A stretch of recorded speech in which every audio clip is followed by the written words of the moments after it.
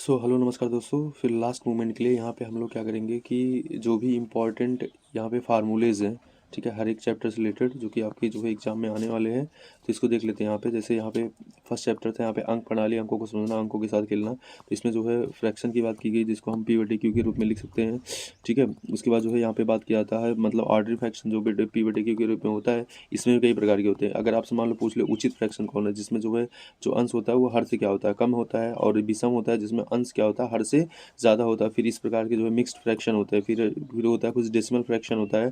Decimal fraction में आपका क्या आता है, जैसे यहाँ पे 7/10 है, 5/100 है, एंड 3/5 है, एंड 1/2, ये सब डेसिमल फ्रैक्शन में आते हैं। मतलब कहीं ना कहीं वो 10 होना चाहिए, 10 का जो है गुणज होना चाहिए। तो जैसे यहाँ पे देखो 5/2 जो है 10 के जो है यहाँ पे क्या है, गुणज है, ठीक है। इस प्रकार से हो गया। फिर उसके बाद जो है यहाँ पे ये होता है क्या, एक होता है decimal simple recurring decimal fraction. जैसे यहाँ पे सिंपल रिकरिंग होता है, जैसे यहाँ पे देखो 7/3 करा गया, तो यहाँ पे पहले आया क्या, ये आया 2, आया 2.33। मतलब देखो यहाँ पे सिर्फ जो है जो डेसिमल के बाद आ रहा है वो ओनली 33 आ रहा है। इसको हम क्या लिख सकते हैं, 2.33 पे बार लग जाएगा। फिर यहाँ पे आता है 13/7। 13/7 पे यहाँ पे क्या आता है कि जो है इसको जब आप डिवाइड करोगे तो ये पूरा जो है यहाँ पे आएगा 1.8571, एंड जो है यहाँ पे 42। अब ये जो है इतना आया, फिर इतना जो है फिर यहीं से इतना रिपीट हो रहा है। तो इस प्रकार से इसको हम कर सकते हैं, मतलब यही जो है बार बार ये इतना इतना जो है फिर से इसी के बाद आएगा, ठीक है। फिर यहाँ पे होता है मतलब कि जो है मिक्स्ड वाले में होता है, मिक्स्ड वाले में क्या होता है कि यहाँ पे पीछे से जो है मतलब कि जो जो है दो आ जाए। जैसे देखो यहाँ पे 1.5 आया, उसके बाद यहाँ पे 3 आ गया, आ रहा है कि नहीं समझ। अब ये जो है सिर्फ 3 आएगा, ये बाद में इसके बाद यहाँ पे 5 और से नहीं आएगा, तो यहाँ पे इसलिए जो है ये यहाँ पे मिक्स्ड वाला कहलाता है, ठीक है। इस प्रकार से आपने देखा होगा। फिर यहाँ पे नियम होता है कि जैसे अगर अगर मान लो यहाँ पे 0 पॉइंट जो है यहाँ पे 1 लिखा है और इस पे बार लगा है, तो इसको आप लिख सकते हो 1/9 लिख सकते हो, ठीक है, 1/9 लिख सकते हो। उसके बाद जैसे यहाँ पे लिखा है कि 0 पॉइंट मान लो यहाँ पे लिखा है 12 लिखा है, और दोनों पे यहाँ पे दोनों पे बार लगा है, तो इसको क्या लिख सकते हो, इसको लिख सकते हो 12/99 लिख सकते हो, ठीक है। तो इस प्रकार से जो है ये पता होना चाहिए था। ऐसे यहाँ पे अगर जैसे मान लो कि दो अंक है, 0.35 है, और यहाँ पे क्या लगा, सिर्फ 5 पे बार लगा, 3 5 दोनों पे नहीं लगा, मतलब ऐसे नहीं है, सिर्फ जो है यहाँ पे 5 पे लगा। तो इसको आप क्या लिख सकते हो, इसको लिखोगे 35 माइनस जिस पे बार नहीं लगा था, कौन था वो, 3 था, 3/90 करोगे, ठीक है। यहाँ पे 99 नहीं होगा, याद रखना, ठीक है। तो हमें वही उतना ही 9 लेना जितने पे बार लगा है। तो यहाँ पे एक ही पे बार लगा तो एक ही 9 लेंगे, उसके बाद एक 0 लेंगे, क्योंकि दो अंक था तो दो अंक होना चाहिए था। ऐसे ही भी इस पे भी हो जाएगा। यहाँ पे देखो इस प्रकार से है, तो इस प्रकार से कर लेंगे, ठीक है। तो ये चीज़ें थी। नेक्स्ट देखते हैं यहाँ पे। फिर यहाँ पे देखते हैं कोष्ठक जो है, जो संडे कलर का नियम, इसमें क्या होता है, इसमें जो एक फार्मूला होता है जिसको आपको रखना होता है, जिसको बोलते हैं बडमॉस। इसका बी जो होता है उसके लिए होता है, ब्रैकेट के लिए होता है, जो है ये वो ऑफ के लिए होता है, का के लिए होता है। फिर डिवीजन, फिर मल्टीप्लिकेशन, फिर एडिशन, फिर फ्रैक्शन, ये जो है क्रम वाइज होता है, पहले ब्रैकेट, फिर ये, फिर ये, फिर ये, फिर इस प्रकार से इसको सॉल्व करना होता है, ठीक है। तो याद रखना यहाँ पे इसके एक प्रकार रेखा कोष्ठक होता है, फिर छोटा कोष्ठक, यहाँ पे मध्य में मझला कोष्ठक, फिर ये बड़ा कोष्ठक होता है। इसको भी इस प्रकार से क्वेश्चन जो है सॉल्व करना है। जैसे अब यहाँ पे सॉल्व करना है, पहले आप इसको सॉल्व करोगे, रेखा कोष्ठक को सॉल्व करोगे, ठीक है। तो याद रखना यहाँ पे। अच्छा, जैसे मान लो अगर यहाँ पे जो है माइनस लगा और रेखा कोष्ठक लगा, तो क्या जो है रेखा कोष्ठक के अंदर का चिन्ह बदलता है। तो यहाँ पे ध्यान दो कि जो है आपका क्या होगा कि यहाँ पे जो रेखा कोष्ठक था ये चिन्ह नहीं बदलता, ये दोनों जो है ऐड होगा, ठीक है। याद मतलब ये, अब जैसे यहाँ पे ये आपका कन्फ्यूजन हो सकता है कि यहाँ पे जैसे ब्रेकेट नहीं लगा है, तो यहाँ पे जो है मतलब रेखा कोष्ठक लगा है, तो क्या ये जो है अब इसके आगे माइनस है, इसके आगे प्लस है, तो क्या ये जुड़ेगा घटेगा, तो ये दोनों जुड़ेगा, याद रखना। तो जो अगर रेखा कोष्ठक लगा है तो इसके आगे जो है चिन्ह से मतलब नहीं करता, ये भी थोड़ा सा दिमाग में रखना, ठीक है। तो यहाँ पे देख लेते हैं हम पहले गुणज और गुणनखंड में अंतर देख लेते हैं। देखो गुणज क्या होता है, गुणज मतलब जैसे 2 का गुणज क्या हो सकता है, 2 का गुणज होगा 4 हो जाएगा, 6 हो जाएगा, 8 हो जाएगा, 10 हो जाएगा, 12 हो जाएगा, ठीक है। ऐसे आपका 14 हो जाएगा, 16 हो जाएगा, मतलब ऐसे प्रकार से क्या हो जाएगा, ये अनंत हो जाएगा। तो गुणकों की संख्या क्या होती है, अनंत होती है।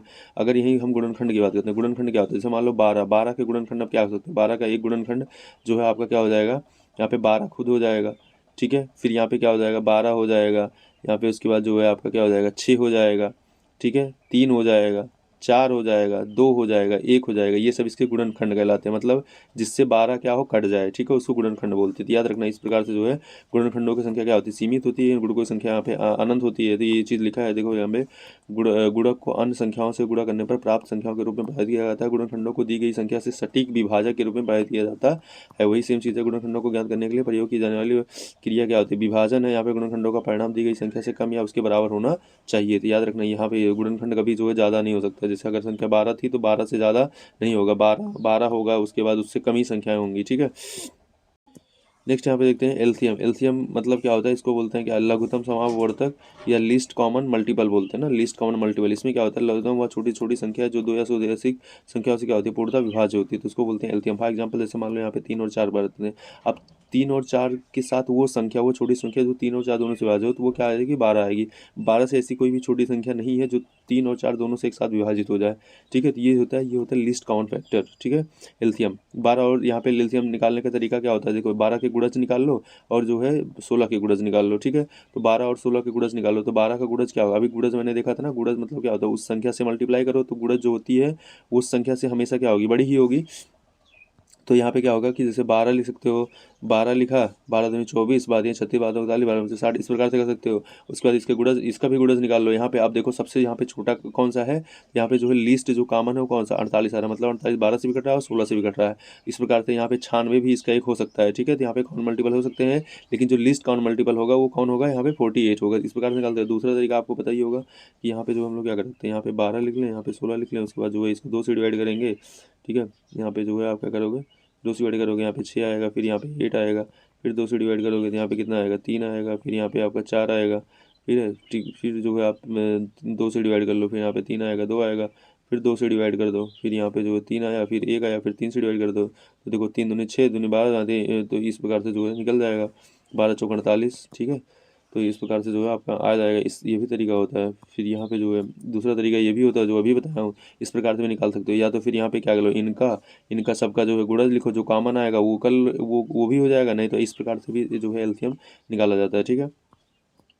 और ये एचसीएफ क्या होता है ये भी देख लेते हैं यहाँ पे।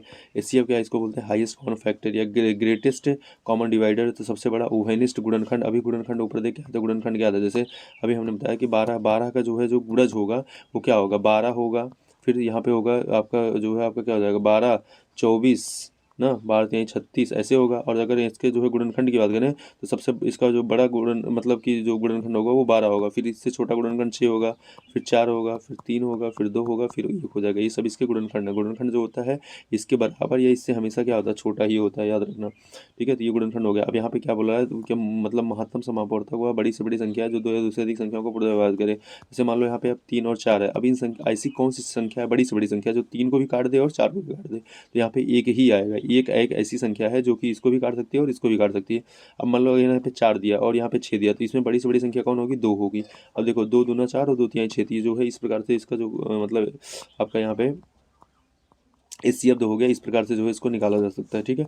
अब कुछ इसके तरीके होते हैं निकालने का, तो वो भी बात करते हैं। देखो एलसीएम निकालने का तरीका हो गया। अब एचसीएफ निकालने का तरीका क्या है, अब देखो इसमें जो है इसका मासा निकालना था, तो 12 के गुणनखंड और 16 के गुणनखंड। 12 का गुणनखंड क्या हो सकता है, 1 होगा, 2 होगा, 3 होगा, 4 होगा, 6 होगा और 12 होगा। अब यहाँ पे 16 गुणनखंड देखे तो यहाँ पे 1 2 एंड 4 एंड यहाँ पे, अब यहाँ पे देखे तो इसके जो कॉमन गुणनखंड है कौन कौन से, देखो यहाँ पे इसमें भी 1 आया, इसमें भी 2 आया, इसमें 4 है, इसमें 1 2 4 इनमें आया है। तो इसके जो कॉमन फैक्टर्स हैं वो 1 2 4 है। जबकि जब हाईएस्ट कॉमन फैक्टर वो कौन है, 4 है, मतलब वो बड़ी से बड़ी संख्या कौन है, 4 है, जो इसको भी काट सकती है और इसको भी काट सकती है, ठीक है। इस प्रकार से निकाल सकते हैं। और दूसरे जो है विधियाँ जो है अलग विधि है। अलग विधि में क्या होता है कि जैसे अब यहाँ पे इनका 16 और लासा का मासा, तो यहाँ पे जो छोटी संख्या है उसको बड़ी संख्या में पहले भाग करो, तो यहाँ पे आएगा, यहाँ पे एचसीएफ क्या हो जाएगा, ये जो 4 आएगा, जो ये जो है ये इस प्रकार से भी निकाला जा सकता है। अगर मान लो 3 संख्या नहीं है तब निकालना हो एचसीएफ, तो कैसे निकलेगा, तो पहले जो यहाँ पे छोटी संख्या है, पहले छोटी संख्या जो उससे थोड़ी सी बड़ी उसमें डिवाइड करना है। फिर यहाँ पे देखो 5 से पूरा का पूरा शेषफल 0 आ गया। फिर यहाँ पे फिर क्या करना है, जो यहाँ पे 5 आया है, फिर 5 से इसमें जो बड़ी संख्या है उसमें डिवाइड करना है, जिससे कट जा रहा है। अगर 5 से कट जा रहा है तो यहाँ पे एचसीएफ आपका क्या हो जाएगा,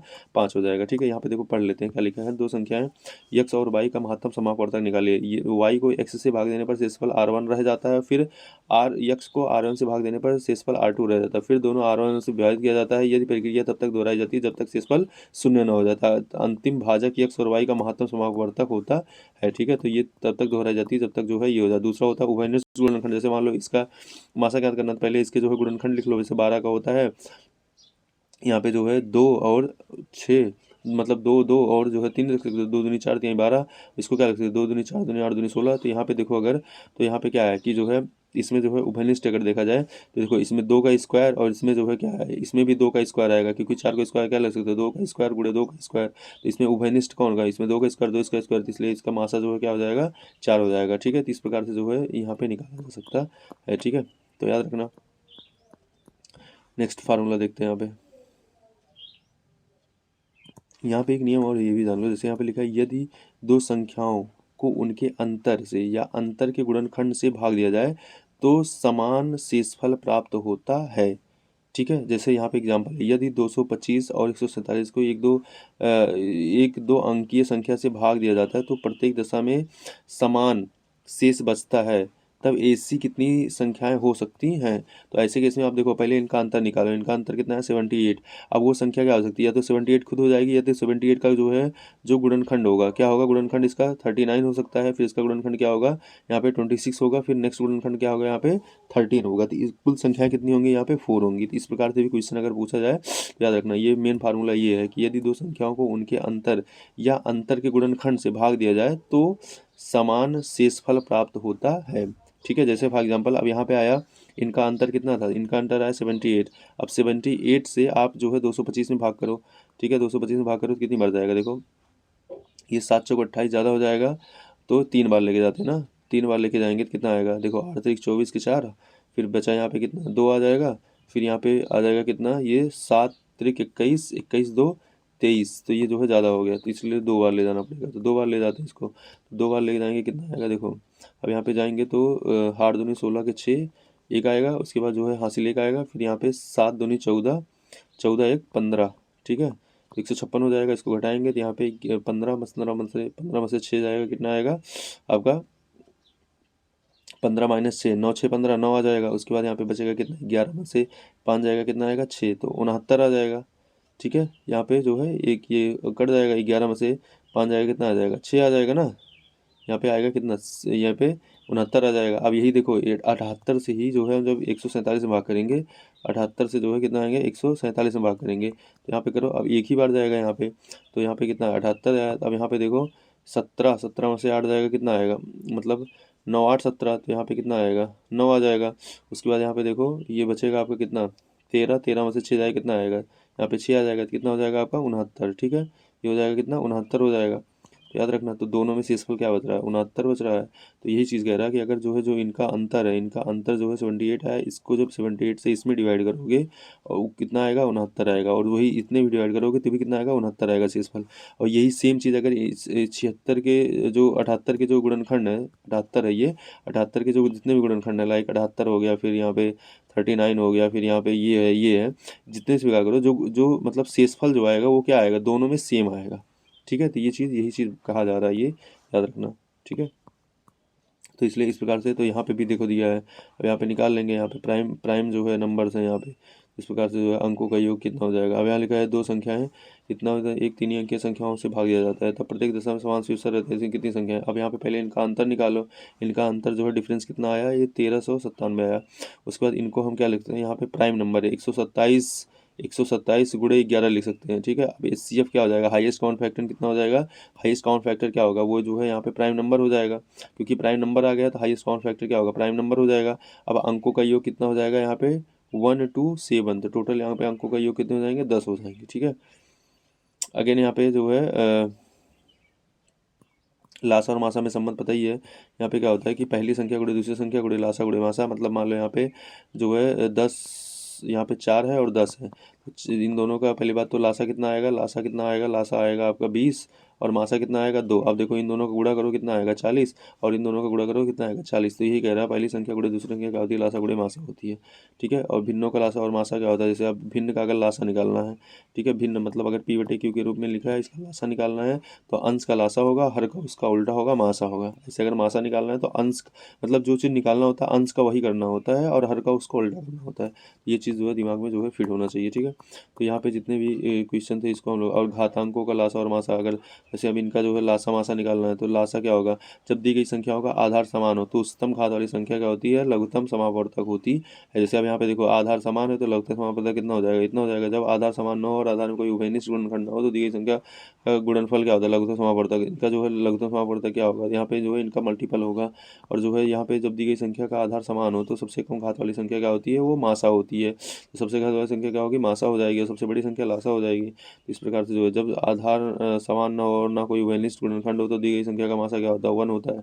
इस प्रकार से जो है यहाँ पे पता होना चाहिए था। ठीक है, नेक्स्ट देखते हैं। अब यहाँ पे बात करते हैं परसेंटेज की। यहाँ पे लिखा प्रतिशत का अर्थ किसी चीज़ का 100वां भाग या प्रति 100 होता है। प्रतिशत को यहाँ पे इस चिन्ह से प्रदर्शित करते हैं। प्रतिशत का अभिन्न जिसका हर सदैव क्या होता है 100 होता है। जैसे यहाँ पे 5% लिखा है जिसका मतलब क्या 5/100। 10% लिखा मतलब 10/100। फिर X% लिखा मतलब X/100। तो यहाँ पे प्रतिशत को भिन्न में बदलने के लिए, जैसे हमें प्रतिशत को लघुत्तम भिन्न में बदलने के लिए उसे 100 से भाग देना होता है। जैसे 40% है तो क्या करेंगे 40/100 कर देंगे, 2/5 हो जाएगा। ठीक है, इस प्रकार से जो है ये चीज़ें करनी होती हैं। जैसे आप किसी संख्या को साधारण भिन्न को प्रतिशत में बदलना है, मान लो साधारण भिन्न को प्रतिशत बदलने के लिए 100 से गुणा करने देते हैं। जैसे यदि कोई भिन्न a/b है तो प्रतिशत बदलने के लिए क्या करेंगे उसमें 100 से गुणा कर देंगे। जैसे मान लो अब 3/5 है, इसको परसेंट में बदलना है तो 3 × 5 गुणे क्या कर देंगे 100 कर देंगे, 60% हो जाएगा। ठीक है, तो इस प्रकार से जो है चीज़ें पता होनी चाहिए।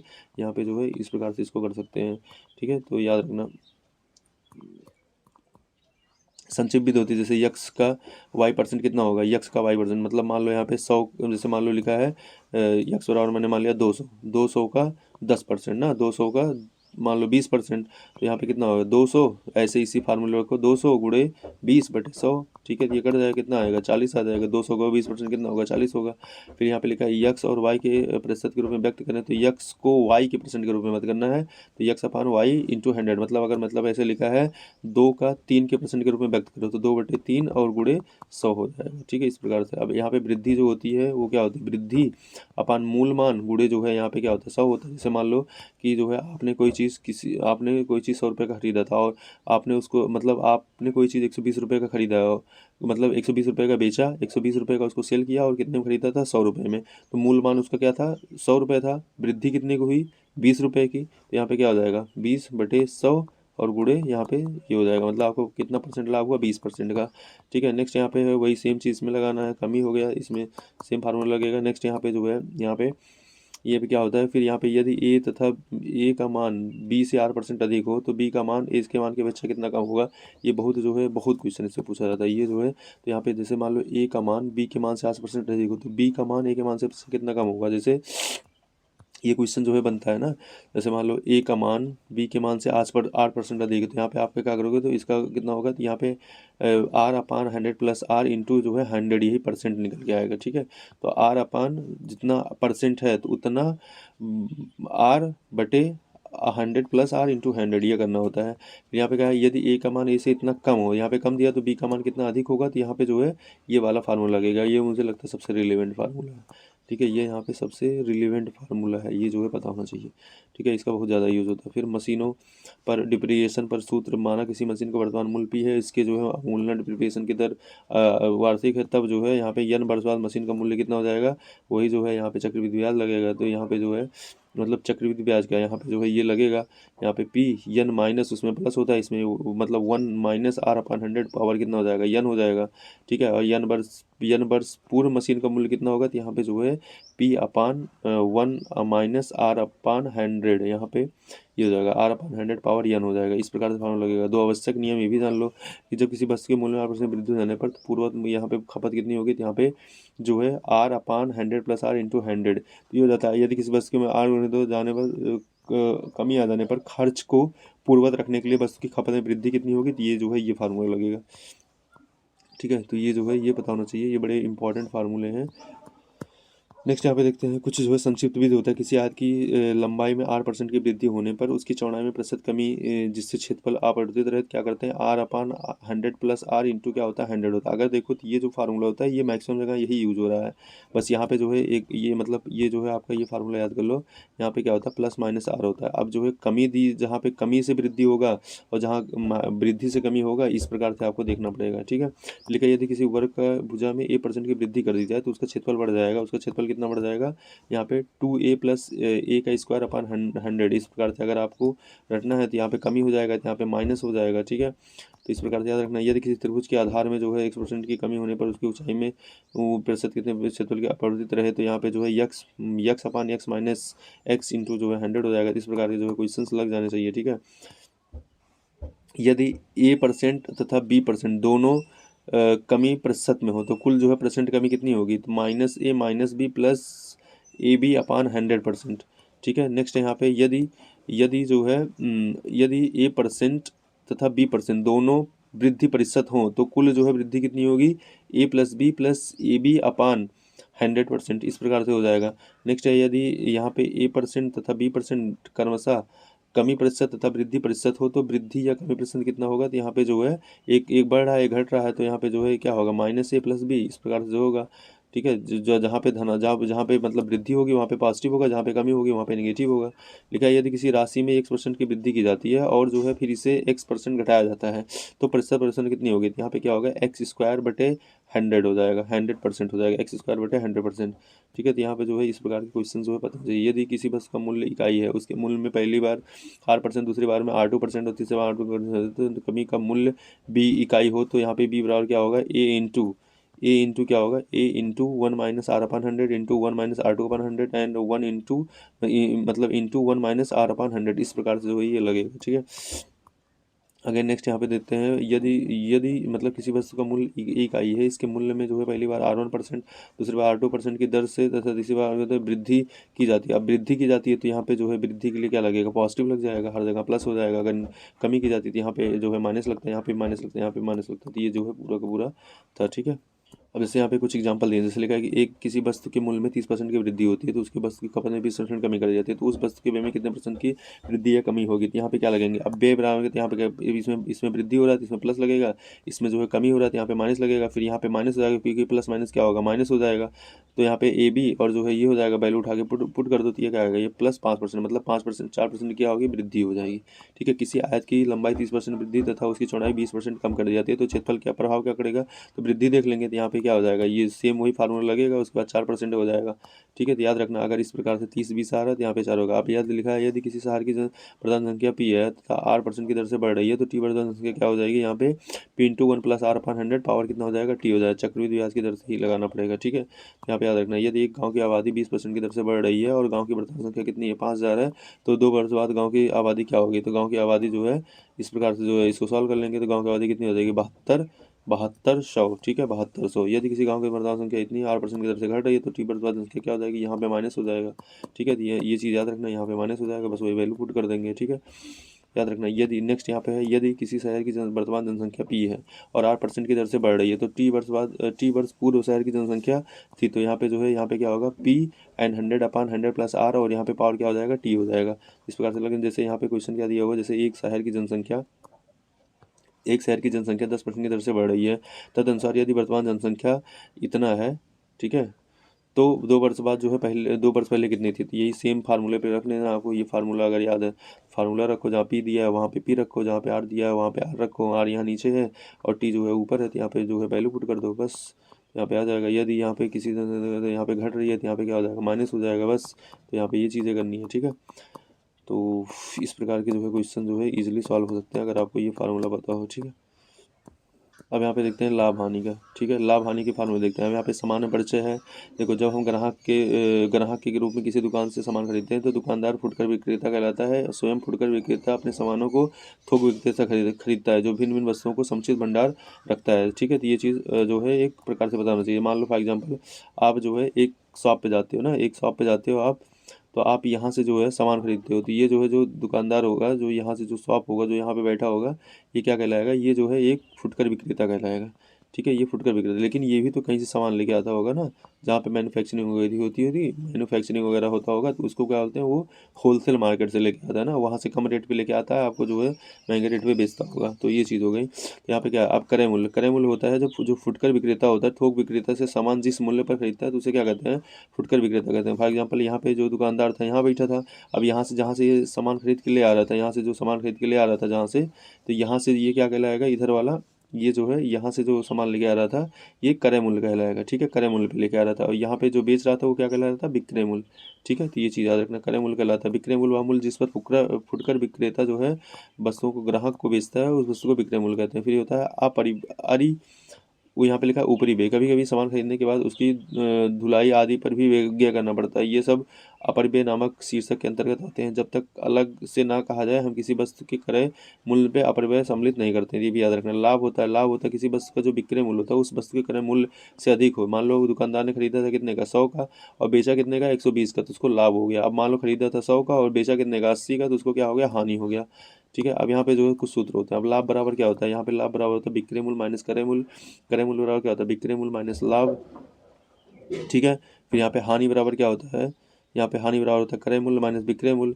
उसके बाद यहाँ पे क्रय मूल्य बराबर क्या होता है विक्रय मूल्य प्लस हानि होता है, फार्मूला पता होना चाहिए। फिर यहाँ पे जो होता है फिर क्रय मूल्य बराबर क्या होता है विक्रय मूल्य 100/100 प्लस माइनस लाभ अपान हानि, ठीक है, लाभ अपान हानि, ये भी याद रखना चाहिए। तो जो है मतलब लाभ हानि होता है, मतलब अपान नहीं होता है। यहाँ पे अगर जो है प्लस लगेगा अगर लाभ है और माइनस लगेगा अगर हानि है, ठीक है। ऐसे यहाँ पे विक्रय मूल्य बराबर क्या होता है क्रय मूल्य होता है और 100 प्लस माइनस लाभ हानि, मतलब अगर लाभ है तो प्लस लगेगा, हानि है तो माइनस लगेगा, बटे 100 हो जाएगा, ठीक है। यदि क्रय यहाँ पे क्या लिखा है, यदि क्रय मूल्य x है तो लाभ 20% हो तो विक्रय मूल्य कितना हो जाएगा x का 120%।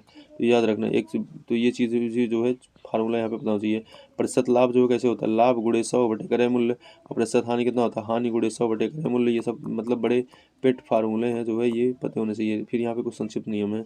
यदि दो वस्तुओं में प्रत्येक का विक्रय मूल्य समान हो, उनमें से एक 1% का लाभ होता है, दूसरे को 1% की हानि होनी बेचा जाए तो सदैव तो इस स्थिति में सदैव हानि होगी, तथा यहाँ पे हानि परसेंट क्या होगा A² अपान जो है 100 होगा, ठीक है। ये होता है। फिर यहाँ पे देखिए जब दो वस्तुओं में प्रत्येक का क्रय मूल्य समान हो और उनमें से एक कोई % लाभ दूसरे पर हानि हो, तो यहाँ पे जो है ये कोई लाभ या हानि नहीं होगी, ठीक है। तो यहाँ पे जो है क्या होगा त्रुटि अपान गलत माप गुणे 100। तो यहाँ पे जो है इस प्रकार से जो है क्वेश्चन लग जाएंगे। आई होप कि समझ में आया होगा, ठीक है। नेक्स्ट देखते हैं यहाँ पे देखते हैं यदि यक्स वस्तुओं का क्रय मूल्य वाई वस्तुओं के विक्रय मूल्य के बराबर हो, तो यहाँ पे लाभ परसेंट कितना होता है x minus Y upon y into 100 होता है, और हानि परसेंट कितना होता है y माइनस एक्स और इंटू 100% हो जाएगा। इस प्रकार से भी ये लग जाते हैं, ठीक है। याद रखना जैसे यहाँ पे लिखा है 21 संतरों का क्रय मूल्य 15 संतरों के विक्रय मूल्य के बराबर है, तो लाभ परसेंट क्या होगा, तो यहाँ पे लाभ परसेंट क्या हो जाएगा, लाभ परसेंट बराबर होगा x minus Y upon y into 100, ठीक है। तो यहाँ पे जो है 21 माइनस 15 अपान 15 गुणे 100, तो यहाँ पे जो है 40% आ जाएगा। बड़े इजी है फार्मूले, अगर आपने थोड़ा सा पढ़े हैं ऑलरेडी तो यहाँ पे जो है आप इसका यूज़ करके ऐसे कर सकते हो। एक बार दो देख लेना तो जो है ये याद हो जाएगा। जैसे यहाँ पे लिखा है 15 वस्तुओं का क्रय मूल्य इतने वस्तुओं के विक्रय मूल्य के बराबर, तो प्रतिशत लाभ ज्ञात कीजिए। तो 15 माइनस 12 अपान 12 गुणे जो है 100, यहाँ पे सॉल्व कर लेना कितना आ गया 25% आ गया, इस प्रकार से लग जाएगा, ठीक है। फिर यहाँ पे देखते हैं जो है साधारण ब्याज से संबंधित कुछ सूत्र एवं संख्या। जैसे यहाँ पे लिखा है P बराबर क्या होता है, इसको प्रिंसिपल या मूलधन कहते हैं। A बराबर क्या होता है मिश्र धन या अमाउंट कहते हैं। T बराबर टाइम या समय हो गया। यहाँ पे R बराबर रेट या दर, ऐसा ही होता है सिंपल इंटरेस्ट या साधारण ब्याज। अब यहाँ पे होता है सिंपल इंटरेस्ट बराबर क्या होता है आपका मूलधन गुणे दर गुणे समय, और यहाँ पे PRT इंटू 100 होता है। दर बराबर क्या होता है ब्याज गुणे 100 बटे मूलधन गुणे समय। यहाँ पे होता है SI इंटू 100 अपान P इंटू T होता है। इस प्रकार से भी निकाल सकते हैं, मतलब एक प्रकार से उसी को ये करोगे ना तो यही निकल के आएगा, ठीक है। इसमें कुछ अलग से नहीं बताया है। फिर यहाँ पे मिश्र धन बराबर क्या होता है मूलधन प्लस यहाँ पे साधारण ब्याज होता है, या फिर इसको क्या लिख सकते हैं P प्लस PRT इंटू अपान जो है यहाँ पे 100 हो जाएगा।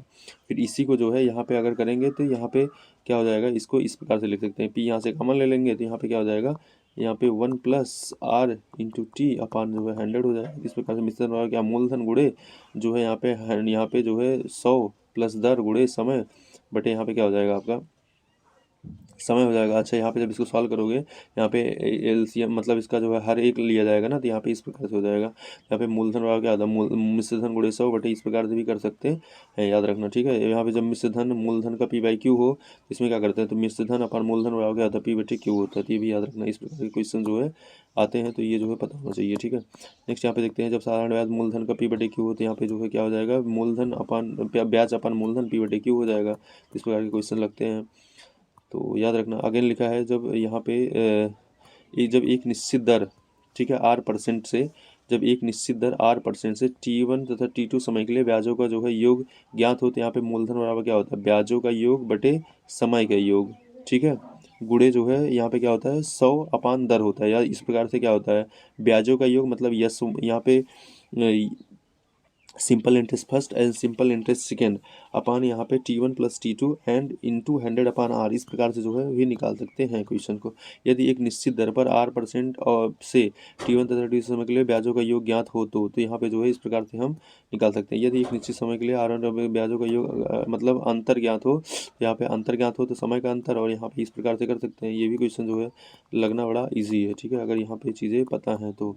फिर यहाँ पे देखते हैं चक्रवृद्धि ब्याज दर कंपाउंड इंटरेस्ट है। चक्रवृद्धि ब्याज क्या होता है चक्रवृद्धि मिश्रधन माइनस मूलधन, ठीक है, चक्रवृद्धि मिश्रधन माइनस मूलधन, याद रहे यहाँ पे चक्रवृद्धि याद हो जाएगा। अब यहाँ पे जो है यदि P धनराशि पर, यहाँ पे जो है ये फार्मूला सबको पता होता है, यहाँ पे मिश्रधन बराबर क्या हो जाएगा P इंटू 1 प्लस R अपान 100 होता है। यहाँ पे इस प्रकार से जो है क्वेश्चन लगा लेते हैं। क्वेश्चन जो भी दिया हुआ है इसको क्या करेंगे यहाँ पे पुट कर देंगे, ठीक है। यहाँ पे याद रखना, यदि जो है यहाँ पे क्या होता है कि चक्रवृद्धि ब्याज निकालना है, यदि पी धनराशि इतने वर्ष के दिवस को लिया तो चक्रवृद्धि ब्याज बराबर क्या होता है, यहाँ पे ये फार्मूला लगता है। ठीक है, दोनों में अंतर क्या है, देखो यहाँ पे क्या था, ये मिश्रधन वाला था, यहाँ पे मिश्रधन था। ठीक है, मिश्रधन में यहाँ पे पी, यहाँ पे ये मिश्रधन लिखा है, और इसमें क्या लिखा है, इसमें जो है आपका चक्रवृद्धि ब्याज लिखा है। ठीक है, तो यहाँ पे जो है ये क्वेश्चन भी जो है पता होना चाहिए। देखो ये क्वेश्चन बहुत जो है कंफ्यूजन करता है, यदि पी धनराशि को R% अर्धवार्षिक हाफ ईयरली चक्रवृद्धि ब्याज की दर से T वर्ष के लिए दिया गया हो, तब यहाँ पे क्या करता है, यहाँ पे मिश्रधन क्या हो जाता है, यहाँ पे पी तो वही रहेगा, ये हो जाएगा जब हाफ ईयरली होता है तो R/2 हो जाता है, और समय का क्या हो जाता है, 2 गुना हो जाता है। ठीक है, इस प्रकार के कई क्वेश्चन पूछे जाते हैं, तो बड़ा कन्फ्यूजिंग करता है यहाँ पे। जैसे यहाँ पे लिखा है 32,000 का 10%, 32,000 का 10% वार्षिक दर से 1 वर्ष का चक्रवृद्धि मूलधन याद कीजिए, जबकि ब्याज क्या हो, प्रति छमाही दे हो। तो यहाँ पे बस ये हो जाएगा आपका जो है, यहाँ पे क्या लगेगा, ये हो जाएगा, समय 1 था तो यहाँ पे दुगना हो जाएगा, इसको वैल्यू पुट कर दो, सॉल्व कर लो। अब यहाँ पे अगर त्रैमासिक दिया है, क्वार्टरली दिया, तो यहाँ पे क्या होता है, R/4 हो जाएगा, ये 4 गुना हो जाएगा, सेम वही चीज़ होगा। ठीक है, अगर यहाँ पे क्वेश्चन दिया है उसको सॉल्व कर लेना। ठीक है, फिर 2 वर्ष का अंतर हो तो यहाँ पे जब यदि समय 2 वर्ष का अंतर है ब्याज, तो यहाँ पे साधारण ब्याज बराबर क्या होता है, मतलब तो चक्रवृद्धि ब्याज माने साधारण ब्याज बराबर मूलधन गुणे दर बटे 100 का क्या स्क्वायर होता है, या साधारण ब्याज बटे दर गुणे दर बटे यहाँ पे क्या होता है 100 होता है। इस प्रकार से भी निकाल सकते हैं। तो यहाँ पे simple interest minus compound interest minus simple interest बराबर क्या होता है, यहाँ पे पी इंटू आर अपान क्या होता है, आर अपान 100 का होल स्क्वायर, या फिर simple interest upon 2 into R upon 100, ये जो है फार्मूला भी यूज़ होता है कई बार। ठीक है, तो ये कई फार्मूले हैं, अगर याद हो जाए तो याद हो जाए, नहीं याद होगा तो फिर जो भी आपने देखा होगा उसको देखना भाई। लिखा है यदि चक्रवृद्धि ब्याज की दर से धनराशि n वर्षों में जो है यल गुना हो तो उसे LM गुना होने में कितना समय लगेगा, तो यहाँ पे n इंटू एम होता है।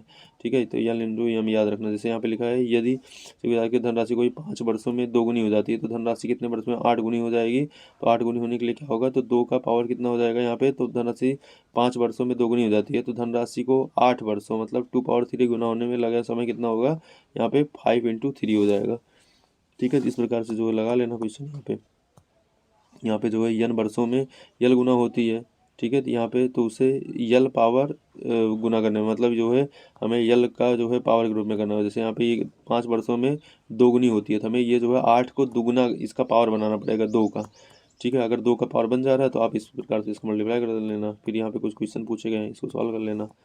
ठीक है, और देखो इसमें जो आयु संबंधी प्रश्न आते हैं, जैसे मान लो इसमें होता है प्रेजेंट होता है, एक होता है पास्ट होता है, एक होता है फ्यूचर होता है। तो यहाँ पे जो अगर पास्ट की बात की जा रही घटेगा, फ्यूचर की बात की जा रही है तो इसमें क्या होगा, ऐड होगा। ठीक है, जैसे यहाँ पे लिखा है कि यदि किसी वर्ष की वर्तमान आयु x वर्ष है, तो आयु n वर्ष बात की जाए x प्लस n होगी, n वर्ष पहले कितना हो जाएगा, x माइनस n हो जाएगा। ठीक है, n गुना है तो nx होगा, और 1/n है तो आयु कितना हो जाएगा, x/n है। तो इस प्रकार से जो है जो क्वेश्चन बनते हैं आयु वाले, उनको जो है सॉल्व किया जा सकता है। ठीक है, और यहाँ पे फिर क्या होता है, कार्य समय मजदूरी में पाइप टंकी का होता है, तो यहाँ पे टाइम होता है, वर्क होता है, कार्य क्षमता होता है, समय व अवधि जिसके दौरान कोई गतिविधि या कार्य होता है जारी रहता है। कार्य को ऐसी राशि के रूप में प्रभावित किया जाता है जिसका प्रभाव परिणाम अक्सर क्या होता है, वांछित या अवांछित होता है, ये भी याद रखना। फिर इफिशियंसी होती है, कार्य क्षमता समय के जो है व्यर्थ कर्मानुपाती होता है, जबकि दिए गए कार्य की मात्रा क्या होती है, स्थिर होती है। जैसे कार्य क्षमता इन्वर्सली प्रोपोर्शनल किसके है, समय के है। याद रखना इस प्रकार से चीज़ें होती हैं। यदि कोई व्यक्ति एक कार्य किसी दिन में पूरा करता है तो उसके द्वारा एक दिन में पूरा किया गया कार्य कितना होता है, 1/x होता है। बी द्वारा कितना होता है, 1/y होता है। फिर दोनों के द्वारा जो है ये हम ऐसे निकालते हैं 1/x प्लस 1/i, तो यहाँ पे जो है इस प्रकार से निकल जाता है। जैसे यहाँ पे क्वेश्चन दिया गया है तो यहाँ पे इस प्रकार से जो है इसको किस प्रकार से सॉल्व किया जाता है। ठीक है, तो यहाँ पे ये चीज़ें हैं। नेक्स्ट यहाँ पे देख लेते हैं कुछ। यहाँ पे ये MDS सूत्र आपको पता ही होगा, यहाँ पे जो है इस प्रकार से होता है।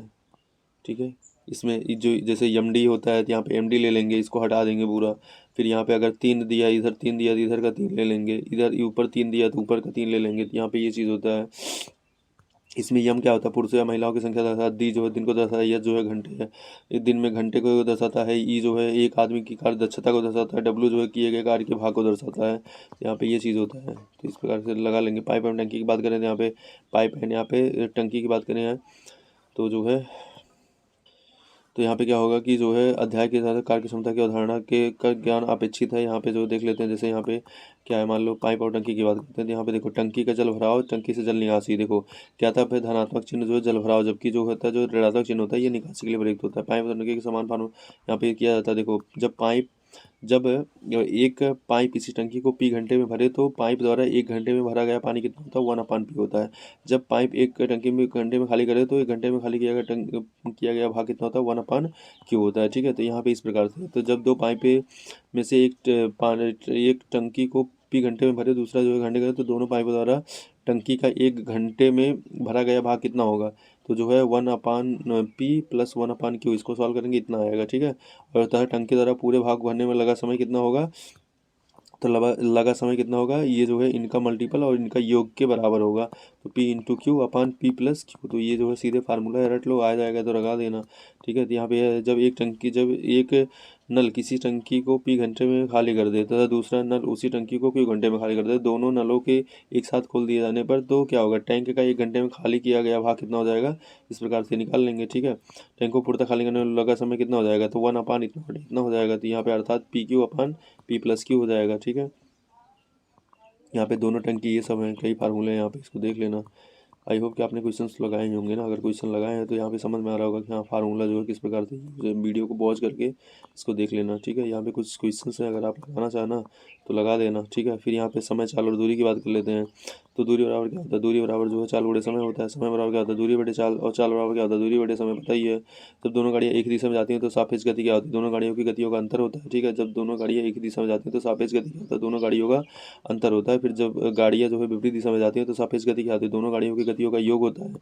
फिर धारा की एक ही दिशा में नाव की गति बराबर क्या होती है, शांत जल में नाव की गति प्लस धारा की गति होती है। फिर यहाँ पे देखिए, धारा की विपरीत दिशा में नाव की गति बराबर क्या होती है, शांत जल में नाव की गति माइनस धारा होता है। फिर यहाँ पे किलोमीटर प्रति घंटे की बात करें यहाँ पे, तो यहाँ पे क्या होता है, किलोमीटर प्रति घंटा गुणे 5/18 से करते हैं तो ये मीटर प्रति सेकंड में हो जाता है। ठीक है, ये भी जो है पता होना चाहिए। संक्षिप्त कुछ यहाँ पे विधि है, जो है यहाँ पे क्या होता है, यदि ए मीटर लंबी रेलगाड़ी द्वारा जिसकी गति x मीटर प्रति सेकंड में है, विपरीत दिशा में y मीटर प्रति सेकंड गति से गति आने गति को पार करने में लगा समय क्या होता है, T/A/x+y। मतलब ये संक्षिप्त फार्मूला है, वैसे इन सब का यूज़ करने का कोई मतलब नहीं है। ठीक है, तो ये चीज़ें होती हैं, इस प्रकार के क्वेश्चन जो है लगा लेना आप, अगर क्वेश्चन इस प्रकार से आते हैं। फिर यहाँ पे देख लेते हैं, यहाँ पे जो है कुछ इनका दूरी, यहाँ पे डिस्टेंस होता है, जैसे 1 मीटर बराबर कितना होता है, 1 मीटर बराबर जो है 100 सेंटीमीटर होता है, 100 मिलीमीटर होता है। फिर यहाँ पे जो है 1 सेंटीमीटर जो है यहाँ पे 100 मिलीमीटर होता है। फिर यहाँ पे 1 किलोमीटर 1000 मीटर या इतना जो है मिलीमीटर होता है। जैसे यहाँ पे डेसीमीटर, यहाँ पे milli centi decimetre, deca hecto kilometre, कई बार आपने करा होगा। 1 इंच बराबर जो है यहाँ पे 2.75 सेंटीमीटर होता है। 1 गज बराबर कितना होता है, 0.91 मीटर होता है। एक फायदम जो होता है 1.8 मीटर होता है। एक नॉटिकल मील जो होता है वो 1.85 मीटर होता है। फिर एक फुट जो होता है वो 12 इंच होता है। 1 मीटर जो होता है 9 छलांग होता है। एक छलांग जो होता है 1 मील होता है। एक फरलॉन्ग, सॉरी छलांग नहीं, इट्स द फरलॉन्ग। एंड एक गज जो होता है वो 3 फीट का होता है। एक फैदम जो होता है 6 फीट का होता है। 1 मील जो होता है वो 1.60 किलोमीटर होता है। एक केबल लेंथ जो होता है 720 फुट, मतलब इतना मीटर होता है। यहाँ पे एक चेन जो होता है वो 100 फीट होता है। इस प्रकार से याद रखना। एक क्यूबिट जो होता है 18 इंच का होता है। तो एक डिग्री जो होती है वो इतने मील या इतने किलोमीटर होता है। एक जो है लीग जो है इतना जो है 3 मील इतना होता है। एक नॉटिकल मील जो इतना मील या इतना मीटर होता है। फिर याद रखना है इस प्रकार से। फिर यहाँ पे वेटेज बात करें तो यहाँ पे सेंटी डेसी ग्राम डेका हेक्टो मिलीग्राम मिलियाग्राम या क्विंटल, तो यहाँ पे इसको देख लेना। इस प्रकार से चीज़ें होती हैं। ठीक है, फिर यहाँ पे धारिता के यहाँ पे millilitre, centilitre, decilitre, Deka hecto kilo litre. फिर यहाँ पे जो है गैलन है, कैसे प्रकार से चीज़ें हैं जो भी इंपॉर्टेंट देख लेना एक बार। 1 वर्ग मीटर में इतना वर्ग फुट होता है। एक एकड़ में जो है इतना वर्ग मीटर होता है। इस प्रकार से आयतन का यूनिट यहाँ पे दिया है। 1 घन इंच जो है इतना फुट होता है। फिर जो है इस प्रकार से मानकों पर चेंज ऑफ द यूनिट जो है पता है 1 इंच में इतना इतना मीटर होता है। इस प्रकार से चीज़ें देख लेना एक बार स्क्रीनशॉट लेकर। अगर आपने पढ़ा है तो ये बताएं। देखो ये भी फार्मूला बताया, 1 डिग्री इंटू 9/5 प्लस 30 के बाद क्या होता है 1 डिग्री फ़ारेनहाइट, या यहाँ पे F बराबर कितना होता है 9/5 9C/5 एंड प्लस 32। ठीक है, तो ये हो जाएगा। फिर यहाँ पे कुछ मानक टाइम होता है, जैसे 1 मिनट का क्या होता है 60 सेकंड होता है। 1 घंटे का 60 मिनट या इतना सेकंड होता है। एक दिन का 24 घंटे या यहाँ पे 1440 मिनट या 86,400 सेकंड। ठीक है, तो यहाँ पे ये भी होता है, तो याद रखना। फिर यहाँ पे इस प्रकार से चीज़ें होती हैं। एक सप्ताह में 7 दिन होता है। एक चंद्रमास जो होता है 28 दिन या 29 दिन का होता है। एक सौर जो मास होता है 30 दिन या 31 दिन का होता है। एक साधारण वर्ष जो होता है 13 चंद्रमास या 1 दिन या 12 सौर मास या 365 दिन होता है। लीप जो ईयर होता है वो 366 दिन होता है। ऑलरेडी सबको पता होता है। घड़ी की बात करें तो घड़ी के डायल का आकार अधिकता वृत्ताकार होता है, जिसकी परिधि जो है 600 बराबर भागों में बटी होती है, या प्रत्येक भाग मिनट कहलाता है। भी याद रखना, घड़ी में छोटी सुई को घंटे की सुई तथा बड़ी सुई को मिनट की सुई ऑलरेडी पता होता है। यहाँ पे लॉन्ग हैंड यहाँ पे होता है। घड़ी घंटे की सुई 1 घंटे में 30 सेकंड का कोण बनाती है। जब मिनट की सुई 5 मिनट में 30 सेकंड का कोण बनाती है। घंटे की सुई 1 घंटे में 5 मिनट की दूरी तय करती है। तो ये भी याद रखना, यहाँ पे चीज़ें जो है बताई गई, इसको थोड़ा ध्यान देख लेना। 1 घंटा और 60 मिनट होता है, 1 मिनट और 60 सेकंड इतना सेकंड होता है। ठीक है, अब यहाँ पे देखो घड़ी की सुइयों के बीच का कोण ज्ञात करना है इस प्रकार से। एक डायल प्रभाव कितना होता है, एक चक्कर प्रभाव 360 है, मतलब 12 घंटे प्रभाव कितना होगा, 360 हो गया। 1 घंटे प्रभाव कितना होगा, 30 डिग्री। 1 घंटे में बना कोण कितना होता है, 30 डिग्री। इस प्रकार से इसको जान सकते हैं। फिर सुई तरह 1 मिनट में बना कोण, देखो 1 घंटे में बना कोण कितना होता है, 30 डिग्री। तो 60 मिनट में बना कोण कितना होगा, 30 होगा। तो 1 मिनट में बना कोण कितना होगा, 30/60, मतलब हाफ डिग्री। ठीक है, 30। आई होप कि समझ में आ रहा होगा। अगेन 9:40 पर दोनों सुइयों के बीच का कितना डिग्री का कोण बना है। अब यहाँ पे जो है 9:40 की बात करें तो यहाँ पे 1 घंटे में बना कोण कितना है, यहाँ पे 30 डिग्री है। तो 9 घंटे में बना कोण कितना होगा, 270 डिग्री होगा। 40 मिनट में बना कोण कितना होगा, 40 गुणे जो है 6 डिग्री। ठीक है, तो यहाँ पे कितना हो जाएगा, 240। तो यहाँ पे जो है 40 मिनट में घंटे की सुई कभी कुछ चलेगी, तो यहाँ पे घंटे की सुई चलेगी, दूरी कितनी हो जाएगी, 40 इंटू, तो यहाँ पे कितना होगा 20। तो घंटे कितनी हो जाएगी, 240। मिनट की सुई चलेगी, दूरी कितनी हो जाएगी, 240। अब इसमें जो है अंतर घटा लेंगे, कितना आएगा, 50। इस प्रकार से जो है कर लेंगे। ठीक है, सुइयों की संपाति होने पर यहाँ पे 11/2 इंटू मिनट बराबर 3 गुणे घंटा +-1 होता है। इस प्रकार से भी फार्मूला होता है। अगर आपने कभी पढ़ा होगा तो भी यहाँ पे ये काम आएगा, नहीं तो फिर ये सब काम आने वाला नहीं है। ठीक है, याद रखना, अगर आपने पढ़ा है तो ही ये काम आने वाला है। फिर यहाँ पे लिखा है बच्चों ने प्रश्न हल किए हैं कि यहाँ पे जो है कुछ एग्जाम पॉइंट की संख्या है। तो यहाँ पे जो है ये भी क्वेश्चन पूछा जा सकता है, मान लो।